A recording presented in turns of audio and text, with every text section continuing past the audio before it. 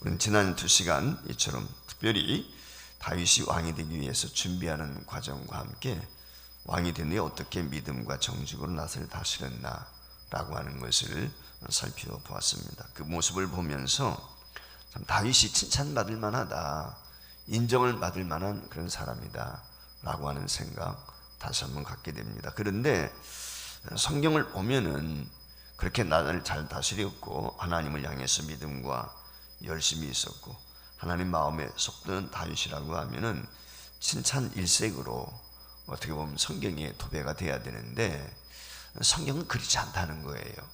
다윗의 약점도 기록을 하고 있다는 것입니다. 굳이 이 다윗의 약점을 이처럼 기록할 이유가 있을까? 이런 생각을 우리가 한번 가져보거든요.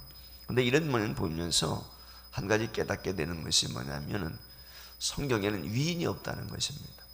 달리 말하면 죄 아닌 사람이 없습니다. 그러니까 모든 사람이 죄인인 것을 성경은 우리에게 밝히 말씀을 하고 있습니다. 죄인일 뿐만 아니라 이 다윗만 그런 것이 아니죠. 아브라함, 믿음의 조상이라고 하는 아브라함도 그렇습니다. 여러분, 아브라함의 면면 얼마나 훌륭합니까? 그런데 성경은 아브라함의 실수, 작은 실수 하나까지도 지적을 하고 기록을 하고 있는 그런 내용의 말씀을 볼 수가 있거든요. 근데 굳이 성경이 이처럼 이런 위인들에 대한 그 사소한 것까지도 그냥 넘어가지 않고 짚고 넘어가는 이유가 뭘까? 이런 생각을 우리가 가져보게 되는데, 사실은 신앙이라고, 이 성경이라고 하는 것은 위인전기가 아니거든요. 성경이 기록된 목적은 단 하나 있습니다. 그것은 다른 데 있는 것이 아니라 구원을 위한 것이라는 것이죠. 그러니까 성경이 기록한 목적은 뭐냐? 어떻게 우리가 구원받을 수 있는가? 즉 하나님은 어떤 분인가? 하나님이 어떻게 우리를 사랑하셨고 어떻게 우리를 구원하셨나? 이걸 기록한 것이 성경의 목적이지, 누구를 칭찬하고 그의 험담하고 뭐 이런 목적으로 성경이 기록된 것이 아니다 라고 하는 걸 우리가 기억해야 될 줄 믿습니다. 그래서 죄인인 사람들이 어떻게 하나님의 은혜와 사랑을 받았느냐 라고 하는 것을 기록한 것이 성경입니다. 성경은 한마디로 말하면 모든 사람이 죄인이다 라고 하는 걸 밝히고 있거든요. 다윗도 마찬가지입니다. 이 다윗의 허물에 대해서 다윗이 잘한 것들이 많이 있지만은 크게 세 가지 면에서 허물을 우리가 지적해 볼 수가 있는데, 첫 번째가 사무엘하 11장에 기록된 밧세바 사건이죠. 그리고 두 번째가 오늘 본문에 나오고 있는 인구조사입니다. 그리고 굳이 하나 더 꼽으라 하면은 열왕기상 2장에 나와 있는 이 자신이 살아 생전에 서운한 감정을 가졌던 사람들에 대한, 한마디로 말하면 심판이라고 그럴까요? 솔로몬에게 부탁하는 유언적인 내용을 통해서 마지막으로 자기 마음을 서운하게 했던 사람에게 한마디로 보복하는 그런 내용의 권면의 말씀이 기록된 것을 볼 수가 있거든요. 그걸 보면은 명백히 다윗이 죄인이다, 허물이 많은 사람이다 라고 하는 것을 다시 한번 우리가 생각해 볼 수 있습니다. 여러분 아시는 것처럼 엘리야가 얼마나 위대한 사람입니까? 근데 엘리야도 여러분 아시는 것처럼 이 번아웃 되니까 믿음이 없는 사람하고 다르지 않아요. 그래서 노뎀나무 아래에서 죽기를 간했던 그런 모습을 우리에게, 적나라에게 보여주거든요. 갈멜산에서 어마어마하지 않습니까? 그런 능력을 행했던 사람, 비 오지 않기를 기도했더니 3년 6개월 동안 비가 오지 아니하고, 그 3년 6개월 동안 비가 오지 않던 하늘을 향해서 기도하니까 비가 내렸단 말이죠. 그런 위대한 사람인데도 불구하고 번아웃 되니까 하나님 날 죽여주세요 라고 하면서 이세벨이 두려워서 도망다니는 초라한 신세가 되는 그런 모습을 통해서 인간은 별 수 없는 존재다 라고 하는 것을 다시 한번 깨닫게 되는 것이죠. 오늘은 이 다윗의 실수를 통해서 저와 여러분이 교훈을 받기를 원합니다. 특별히 다윗의 실수만 지적하는 것으로 끝나면 안 되겠죠. 이 다윗이 실수했지만 이 실수를 어떻게 극복하는가, 실수한 후에 어떻게 처신했느냐 라고 하는 것이 저와 여러분에게 이 아침 도전이 되는 교훈의 말씀이라고 생각합니다. 먼저 첫 번째 살펴볼 수 있는 것이 이 밧세바 사건입니다. 우리가 사무엘하 11장 이후에 보면은 자세한 기록이 나와 있기 때문에 자세하게 제가 말씀을 드리지 않고 간단히 말씀을 드리면, 어느 날 낮잠을 자다가 일어났어요. 그리고 옥상을 거닐게 되는데 목욕하는 한 여인을 발견하게 되고 그만 정욕이 불리듯 인하서 그것을 참지 못하고 그 여인을 불려들여 해서 그만 간하게 되는 것이죠. 근데 공교롭게도 그 밧세바를 간하게 되었는데 임신을 한 거예요. 그래서 이것을 숨기기 위해서 다윗이 이 밧세바의 남편이 전쟁에 나가서 싸우는 장수인데 그를 불러가지고 집으로 들어가서 살도록 그렇게 합니다. 근데 이 우리아가 우리가 잘 알고 있는 것처럼 아주 충성된 그런 군인이었거든요. 그러니까 관사에서 잠을 자고 집으로 가지 않는 거예요. 그래서 우리아가 집에 들어가지 않고 관사에 잠가고 전쟁 들어갔습니다. 이야기를 듣고 다윗이 요압이라고 하는 장수에게 편지를 지어서 이 전쟁하는 중에 가장 치열한 전쟁, 가장 앞선 곳에 우리아를 세우고 우리아를 죽도록 그렇게 이 하나의 작전을 짜게 되죠. 한마디로 말하면은 우리아를 죽이는 살인 교사범이 되는 것입니다. 이 다윗은 이와 같이 남의 아내를 간하는 성적인 범죄자, 가정 파괴범, 살인 교사범, 이게 다윗이라고 하는 것입니다. 근데 이 사건에 대해서 대부분의 사람들은 몰랐어요. 근데 한 분 아신 분이 계셨습니다. 그분이 바로 하나님이시라는 것이죠. 그 하나님께서 나단 선지자를 부릅니다. 그리고 다윗이 이러이러한 죄를 지었는데 네가 가서 좀 지적을 해라. 한마디로 그렇게 말씀을 하시는 거죠. 그래서 다윗을 찾아와서 나단 선지자가 책망을 하게 되죠. 사실 다윗이 범죄한 것은 아무도 모릅니다. 나단 선지자가 왔을 때 사실은 책망하는 나단 선지자를 쥐도 모르게 죽일 수도 있어요. 근데 다윗이 그렇게 하지 않습니다. 사무엘하 12장 13절 말씀에 보면 나단이 자신의 죄를 지적하게 되었을 때 이와 같이 기록이 되어 있어요. 다윗이 나단에게 이르되 내가 하나님께 여호와께 죄를 범하였노라. 무릎을 꿇고 자신이 죄를 지었다고 솔직하게 고백을 하는 것입니다. 그 참의 시라고 할 수 있는 시편 51편 말씀에 보면 이런 내용이 있습니다. 다윗이 밧세바와 동침한 후 선지자 나단이 그에게 왔을 때라고 하는 말씀이 기록이 되어 있거든요. 그리고 나단 선지자가 돌아가게 되니까 침상을 적시면서 회개하는 것을 밤을 새워가면서 회개했던 것이 시편 기록에 기록된 말씀을 볼 수가 있습니다. 한마디로 말하면 다윗은 자기 범죄를 솔직하게 고백을 하고 고백한 후에는 하나님 앞에 진실되게 회개했다는 것입니다. 이것이 중요한 것입니다. 어쩌면 이면이 우리와 다윗과 다른 점이 아닐까 그런 생각을 좀 가져봅니다. 여러분들은 어떻습니까? 잘못이 드러났을 때 범죄하게 되었을 때 하나님 앞에 혹시 변명하지는 않습니까? 대다수의 많은 사람들은 그렇습니다. 내가 육신이 약해서 내가 하고 싶어서 그런 거 아니거든요. 나만 죄진 거 아니잖아요. 나만 새벽기도 안 나옵니까? 기도 쉬는 것이 죄라고 그랬거든요. 아무 개도 안 나오고 아무 개도 안 하잖아요. 나만 봉사하지 않습니까? 아무 개도 하지 않지 않습니까? 우리는 이렇게 핑계를 대거든요. 솔직하게 인정하지 않는단 말이죠. 변명유리는 많습니다. 근데 다윗은요 깨끗하게 인정합니다. 변명하지 않습니다. 그리고 그것으로 끝나지 않습니다. 철저하게 고백합니다. 심지어 금식하면서 하나님 앞에 회개하거든요. 다윗도 인간이잖아요. 실수할 수 있습니다. 중요한 건 바로 여기에 있습니다. 회개하는 것입니다. 우리가 범죄하게 되었을 때 어떤 죄든지 하나님 앞에 회개하면 용서해 주십니다. 씻지 못하는 죄가 없습니다.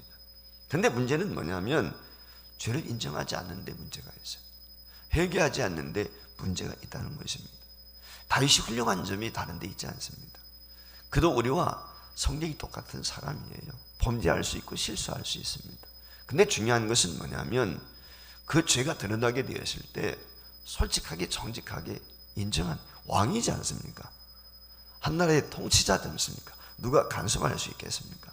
그런데 참여하며 금식하며 눈물을 흘리거든요. 이것이 다윗이 하나님 앞에 쓰임받았던 이유죠. 여러분 제가 늘 말씀을 드리지만 사람이 되었던 국가가 되었던 망하는 이유는 죄 때문에 망합니다. 근데 세상은 죄 때문에 망하는 것이 아니라 회개하지 않기 때문에 망하는 것입니다. 회개하면 개인이 되었던 가정이 되었던 국가가 되었던 살 수 있습니다. 근데 회개하지 않기 때문에 하나님의 심판이 있는 것이죠. 소돔 고모라 성이 죄가 많아서 망한 거 아닙니다.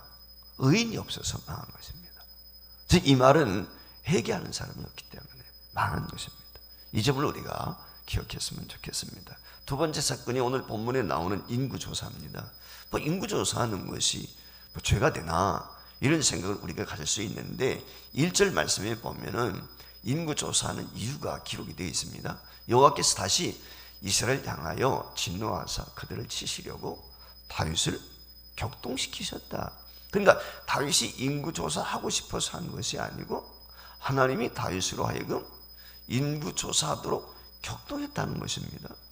같은 내용을 역대상 21장 1절 말씀에는 사탄이 일어나 이스라엘을 대적하고 다윗을 충동하여 이스라엘을 계수하게 아니라 그랬어요. 여러분 아시는 것처럼 욥기에 보면은 천상회의가 열렸을 때 마귀란 놈이, 사탄이란 놈이 천상회의 참여해가지고 욥에 대한, 내가 욥을 봤느냐 하나님이 그러니까 욥이 그냥 하나님을 잘 믿습니까? 하나님이 축복해 주셔서 그렇죠. 충동하는 장면이 있잖아요. 오늘 여기 내용도 마찬가지. 하나님께서 사탄에게 이 다윗을 충동하도록 그렇게 했다는 거예요. 이해가 되지 않잖아요. 도대체 이유가 왜 그랬을까? 왜 하나님께서 이 마귀란 놈을 충동해가지고 다윗으로 하여금 이처럼 격한 감정을 가지고 인구조사를 하도록 했는지, 그 이유에 대해서 도대체 왜 이유가 뭔가? 사실 우리가 이 본문에 기록된 내용의 말씀을 보면 번역된 내용을 통해서는 정말 미스터리예요. 이해하기가 어려운 것이거든요. 근데 공동 번역 성경에 보면은 본문 1절 말씀은 이렇게 기록을 했습니다. 야훼께서 다시 이스라엘의 진노를 내리실 일이 있어 다윗에게 이스라엘과 유다의 병적을 조사할 마음을 품게 하셨다 그랬어요. 그러니까 이 인구 조사하는 것은 하나의 핑계입니다. 그걸 빌미로 해서 하나님이 다윗을 징계하실 마음을 가졌다는 거죠. 그럼 무엇이 다윗으로 하여금 이처럼 하나님의 징계, 하나님을 격동시켰을까라고 했을 때 가만히 아무리 유추해 봐도 성경에 어디 다윗이 잘못했다는 내용이 없거든요. 어제도 말씀을 드렸지만 다윗이 40년 동안 제위했습니다. 40년 동안 제위하는 동안에 우리 인간이 타락한 인간이 한결같을 수 없잖아요. 때로는 교만할 때도 있고요. 그렇지 않습니까? 비열할 때도 있고. 아마 그러지 않았을까? 그런 생각이 들어요. 여러분 아브라함도 이삭을 낳은 후에 잠잠했어요. 그러다 어느 날 갑자기 하나님이 나타나셔서 이삭에게 창세기 22장 이하에 가면은 야, 너 내 아들을 나한테 드려 그랬거든요. 그럼 그 잠잠한 기간 동안에 무슨 일이 있었냐는 거예요. 많은 상상을 하게 되잖아요. 아브라함도 아마 그 이삭을 낳고 난 후에 이삭한테 빠져가지고 아마 하나님을 좀 덜 사랑하지 않았을까? 제단 쌓는 것도 좀 등하지 않았을까? 이런 생각 한번 가져보는 거죠. 다윗도 나라가 태평하게 되니까 아까 우리야 가나안 사건도 이유가 뭐예요? 이게 군사들은 나가서 전쟁에서 피 흘리고 있는데 자기는 낮잠 자고 있단 말이지. 이게 그만큼 나태해진 거거든요. 한마디로 신앙적으로 각성하지 못한 거죠. 어쩌면 다윗도 그러지 않았을까? 자만심에 빠져 있지는 않았을는지, 어쩌면 하나님을 덜 찾지는 않았을는지, 이제 만족했다, 모든 걸 다 이뤘으니까, 뭐 이런 생각 속에 자만한 마음이 있었지 않았을까? 그래서 하나님께서는 아마 이러다가는 다윗이 교만에 빠져가지고 사울처럼 망하겠다, 그래서 사전에 그 미연에 방지하기 위해서 아마 다윗을 충동해가지고 이런 징벌을 받도록 한 것이 아닐까. 왜냐하면 하나님은 사랑하는 자에게 고난과 어려움을 주시는 거거든요. 사랑하지 않는 사람 내버려 두는 거예요. 사람이 뭡니까? 사울은 하나님이 버리신 거예요. 그러니까 돌이킬 수 있는 기회를 안 주세요. 유기된 거예요. 에서처럼. 야곱은 하나님이 사랑하고 예수는 미워해 유기했단 말이에요. 기억하지 않는 거예요. 여러분 하나님 앞에 기억되지 않는 사람이 제일 불행한 사람이에요. 버려진 사람, 관심 밖에 있는 사람이 이 세상에서 가장 불행한 사람인 거거든요. 누군가의 인간은 관심 받고 싶은 거거든요. 그러니까 하나님은 다윗에 관심이 있으시니까 다윗이 하나님께 대한 신앙이 무뎌졌을 때 사랑하기 때문에 징계하시는 거예요. 그래서 하나님께서 빌미를 어쩌면은 이 마련하기 위해서 사탄을 충동해가지고 인구조사하도록 한 것이 아닌가, 이런 생각을 지울 수가 없는 것이죠. 어쨌거나 다윗이 이와 같이 인구조사한단 말이죠. 평상시 같았으면 다윗이 절대 그런 사람이 아니거든요. 마귀란 놈이 와서 충동한다고 할지라도 전대적인 하나님만 신봉하는 다윗이 내가 무슨 군대에 개수할 필요가 있겠는가. 하나님이 우리 왕이시고 군사령관이신데, 이런 의식이 있기 때문에 다윗이 절대 인구조사 안 했을 거예요. 그런데 인구조사 한단 말이죠. 믿음의 병이 든 것입니다. 하나님이 이걸 보신 거거든요. 여러분, 믿음이 병이 들면 하나님의 뜻과 반대 행동을 하게 되는 거예요. 저와 여러분도 마찬가지예요. 그런데 문제는 그것이 문제인 줄 모른단 말이죠. 자기 의가 나오고 자기 고집이 강해가지고 사람이라고 하는 것이 하나님의 뜻을 제대로 분별하지 못해요. 믿음이 좋았던 옛날만 생각하는 거예요. 옛날 발휘하는 사람 많아요. 내가 왕년에 신앙생활 좀 했다는 사람, 내가 옛날에 이렇게 봉사했고 섬겼고 헌신해서. 여러분, 옛날 가지고 천국 가는 거 아니거든요. 천국은 지금 믿음 가지고 가는 거죠. 현재 믿음이 중요해요. 하나님은 현재, 옛날에 하나님이 나와 함께 했으면 뭐예요? 하나님이 지금 나 버렸으면 끝. 옛날에 내가 부자였으면 뭐합니까? 지금은 거렁뱅인데. 옛날에 현재. 신앙은요, 현재적인 것입니다. 이걸 늘 여러분들 기억하시면 좋겠습니다. 그렇기 때문에 우리는 늘 주님 앞에, 나와 말씀 앞에 항상 나를 비춰봐야 됩니다. 여러분, 하나님께서 왜 우리에게 성경을 주셨죠? 성경을 저와 여러분을 하여금 읽고 묵상하도록 하는 이유가 무엇입니까? 디모데후서 3장 16절에 이렇게 우리에게 말씀을 냈어요. 화면 띄워주세요. 뭐라고 이야기했습니까? 거기 말씀에 보면 모든 성경은 하나님의 감동으로 된 것으로 교훈과 책망과 바르게 함과 의로 교육하게 유익하다. 그렇게 말씀합니다. 그러니까 성경 말씀을 우리에게 주신 이유는 성경을 통해서 구원받는 것은 물론이지만 우리로 하여금 돌이키고 교훈하기 위한 것이라는 거예요. 그 성경을 읽어야 될 이유가 뭐냐면 우리가 죄 가운데 떨어질 때 있어요. 실수할 때 있어요. 잘못할 때 있단 말이죠. 그때 우리를 돌이키도록 깨우쳐 주시는 게 성경이기 때문에 하나님의 말씀을 가까이 해야 돼요. 그러니까 하나님의 말씀을 가까이 하지 않은 사람은요, 죄를 짓고도 죄인지 몰라요. 돌이킬 수가 없어요. 망하는 거예요. 그래서 성경 읽어라 하는 거예요. 그러니까 여러분, 명심히 성경 읽지 않으면 망하는 거예요. 왜냐하면 내가 죄를 지어도 죄인지를 몰라. 내가 잘못했는데도 잘못인 걸 몰라요. 말씀을 보지 않으니까. 그래서 말씀이 살아있는, 말씀을 늘 묵상하는 사람은 살아있는 사람이고, 믿음이 말씀 안 보는 사람 믿음 죽은 거야. 잠들어 있는 거야. 죄송한데 그게 목사가 됐든 장로가 됐든 그건 상관이 없어. 누가 됐든지 간에 말씀을 가까이 하지 않으면 죽은 거예요. 영으로 병들었단 말이에요. 병드니까 안 하는 거예요. 그래서 영적으로 깨어있는 사람은 말씀 가까이 보는 거예요. 이런 다윗의 실수로 인해서 전염병이 임합니다. 여러분, 전염병이 임하니까요, 하루에 7만 명이 죽어요. 여러분, 그 7만 명이 무슨 잘못했어요? 다윗 한 사람의 허물 때문에 7만 명이 죽습니다. 아마 7만 명이 죽어갈 때 내가 왜 죽지? 자신이 죽어가는 이유도 모르고 죽으실 거예요. 애매한 죽음이에요. 하나님이 왜 저러실까 할 정도로. 오늘 우리도 마찬가지예요. 이 다윗의 이런 모습을 통해서 애매한 백성 7만 명이 죽었단 말이죠. 여러분, 명심해야 될 게 있어요. 나 한 사람의 잘못 때문에 내 가정에 환난이 올 수 있습니다. 내 자식이 잘못된 것 내 죄 때문일 수 있습니다. 내가 회개하지 않아서, 내가 하나님을 속였기 때문에 범죄한 것이 있으니까, 내가 믿는다고 그랬는데 형식적이었어요. 여러분들 혹시 그런 부분 없습니까? 솔직하게 한번 생각해 보세요. 의인 한 명이 없어서 예루살렘이 망했거든요. 한 사람입니다. 한 사람.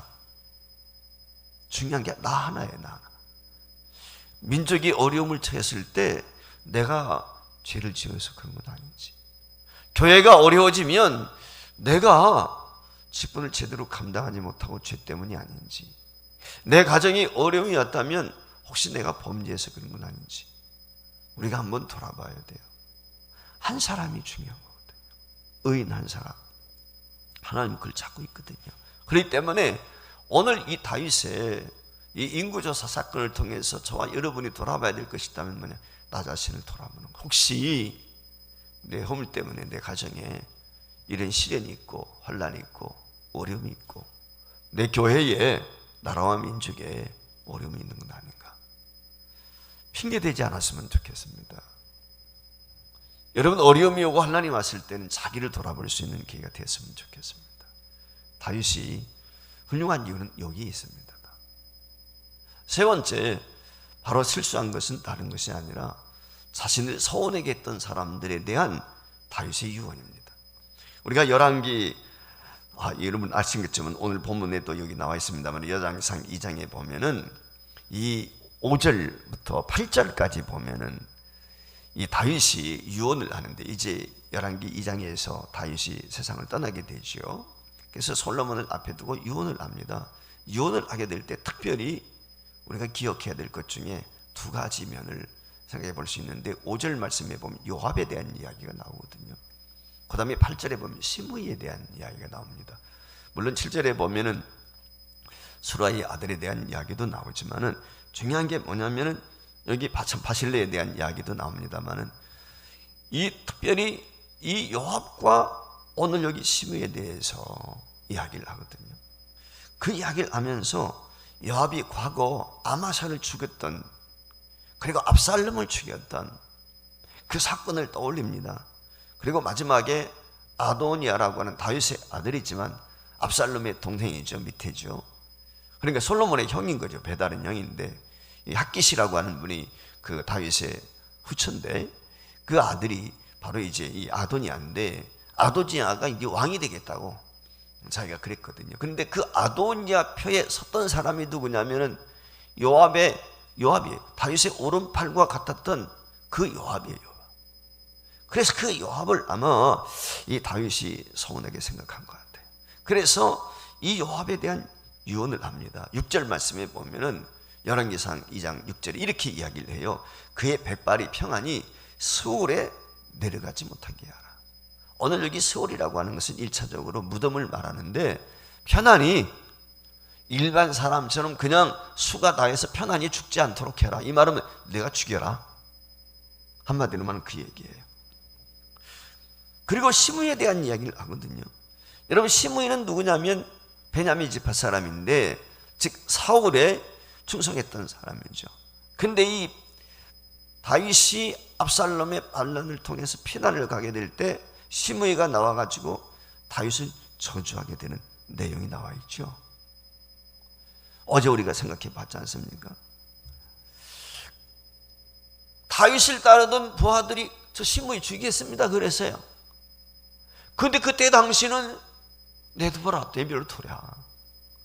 내 아들도 나를 죽이려고 창가를 가지고 쫓아오는데 시므이는 당연히 그럴 수 있지, 내버려 두라. 살려줬어요. 용서해 줬단 말이죠. 근데 마음속에는 그게 있었던가 봐요. 마지막 세상을 떠나는 자리에서 유언합니다. 열왕기상 2장 9절에 보면 이렇게 기록이 되어 있어요. 그의 백발이 피 가운데 스올로 내려가게 하라. 죽이라는 거예요. 자연사가 아닙니다. 7절에 보면 다윗을 압살롬 반란할 때 자신을 선대했던 이 바실레의 아들들의 선대하라고 하는 내용이 이 두 사이에 잠시 끼어 있지만 좀 이해가 잘 안 가요. 다윗이 이해가 안 가거든요. 믿음의 장부 아닙니까? 믿음의 거장답지 못하다, 이런 생각을 지울 수가 없습니다. 물론 이유는 있습니다. 왜 다윗이 이렇게 했을까? 저는 그런 곰곰이 생각을 해봤습니다. 먼저 요압에 대한 거거든요. 여러분 아시는 것처럼 죽이지 말라는 요압이 다윗 보고 분명히 죽이지 말라 그러거든요. 근데 다윗 몰래 아브넬을 죽였어요. 뿐만이 아닙니다. 다윗이 사령관으로 임명했던 아마사를 다윗이 몰래 죽입니다. 왜냐하면 요압이 자기 동생이 이 아마사에게 죽었거든요. 그러니까 그 앙심을 품고 죽여버리게 돼요. 그리고 여러분, 반란을 일으켰던 압살롬, 다윗이 분명히 부탁을 했어요. 죽이지 말아라. 근데 여러분, 압살롬을 누가 죽였어요? 요압이 죽였어요. 다윗이 아마 요압이 이 압살롬을 죽였다는 얘기를 들었을 때 다윗은 아마 충격이 컸으리라고 생각해요. 자기 오른팔과 같이 여겼던 요압이, 야, 이게 내 아들을 죽였어? 뭐 저 같아도 그랬을 것 같아요. 아들이 나를 죽이겠다고 쫓아왔지만은 그 아들을 죽인 사람에 대해서 아마 그 마음이 편치 않았으리라고 생각이 돼요. 충분히 그럴 수가 있거든요. 그리고 또 하나 유추해 볼 수 있는 게 있어요. 이 요압이라고 하는 사람은 다윗과 같은 급이야. 솔로몬 어려. 한마디로 말하면은 원로라고, 원로. 김정은이가 지금 유은 정치라고 그러나, 뭐 김일성, 김정일이 뭐 정치하지만 그 선대 할아버지하고 아버지하고 활동했던 원로들이 있을 거 아니야. 그 원로들, 김정은이가 아무리 권력이 있다 함부로 대할 수 있겠어요? 그건 아마 쉽지 않을 거예요. 그러니까 솔로몬이 왕이 됐는데 이 요압이 말이죠, 원로가 돼가지고 어른이를 앞세고 제가 한마디 거둔다고 잔소리하게 되면 어떨까요? 아마 솔로몬의 입장이 난처하지 않겠어요? 아마 그래서 이 불행의 씨앗을 아예 잘라버려야 되겠다. 아마 다윗이 그런 생각을 충분히 할 수 있겠다. 저 같으면 그런 생각, 그렇게밖에 유추할 수가 없어요. 그 외의 것을 가지고는 이 요압을 죽일 이유가 없거든요. 근데 이 다윗이 요압을 죽이라고 말이죠, 솔로몬에게. 그렇게 임명을 해요. 그러니까 한마디로 말하면 미래에 있을 어떤 불씨를 아예 싹을 잘라버려라, 그렇게 이야기한 것입니다. 그러니까 한마디로 말하면 솔로몬으로 하여금 편안히 정치할 수 있도록, 요압을 솔로몬이 처단하게 되었을 때 그 급에 있는 사람들이라든지 살아있는 원로들이라든지 아니면 그 밑에 속한 사람들, 솔로몬보단 한차 장자라든지 위에 있는 사람들이죠. 이러한 사람들이 두려움이 있었지 않겠습니까? 아니, 요압도 죽였어? 이럴 수 있거든요. 그러니까 한마디로 말하면 모반을 하기가 어려운 것이죠.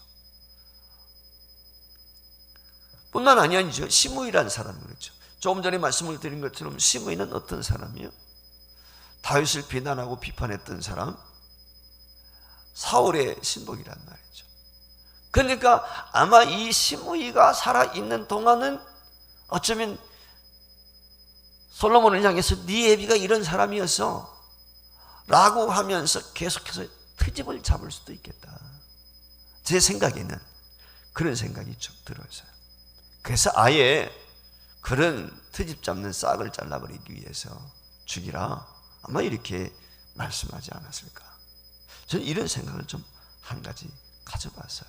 그렇게밖에는 제가 좀 생각하기가 어려워요. 왜냐하면 다윗이 너무나 위대한 사람이고 신실한 믿음의 사람이고 하나님의 말씀이라면 꼼복하는 사람인데 왜 용서했던 사람을 다시 이와 같이 보복을 하도록 솔로몬에게 명했을까? 라고 했을 때 그저께밖에 이야기가 좀 어렵다 라고 하는 것입니다.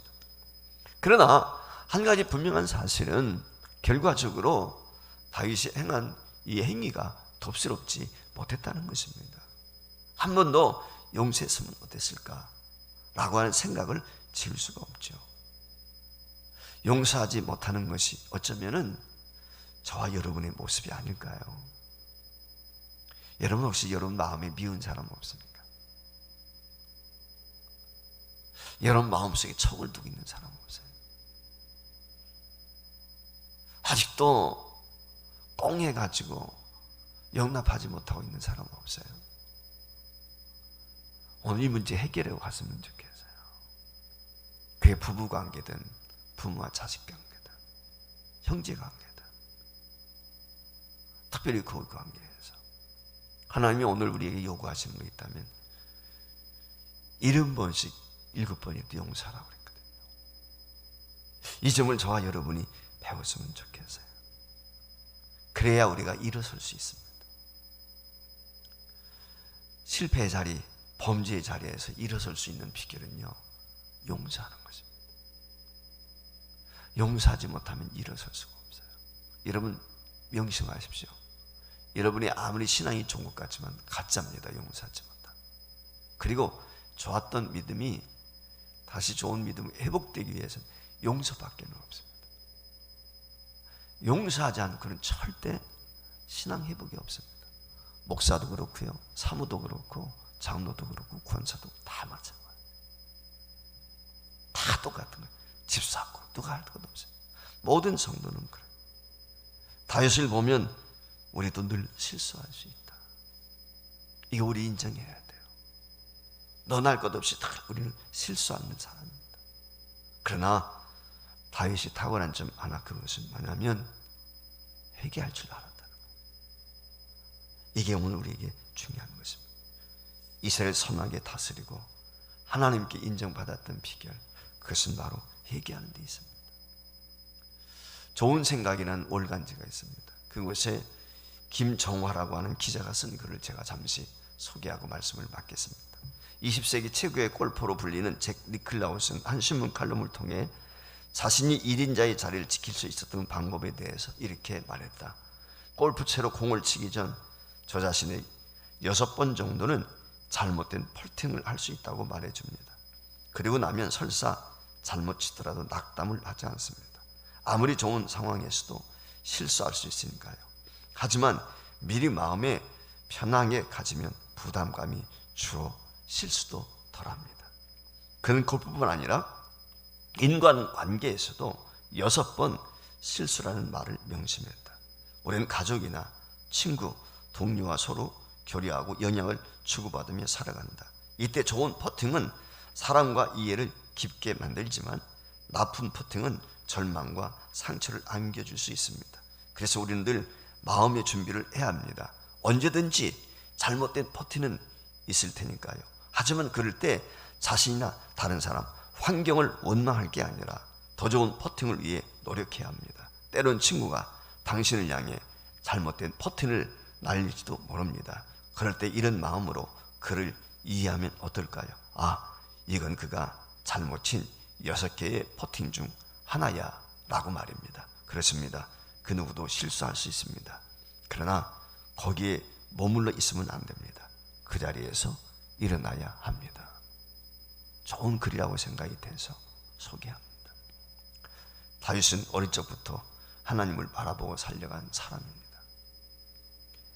승리도 맛보았고 엄청난 고난도 맛보았습니다.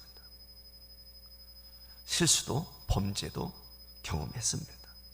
그러나 언제나 다윗에게 중요한 것이 있습니다. 그 중심은 하나님이셨습니다. 하나님과 늘 함께 했습니다. 한마디로 다윗은 하나님을 모시고 하나님과 동행한 사람, 그게 다윗입니다. 오늘 저와 여러분이 남은 생에 이 다윗과 같이 하나님을 모시고 하나님과 끝까지 승리할 수 있기를 주의 이름으로 축원을 드립니다.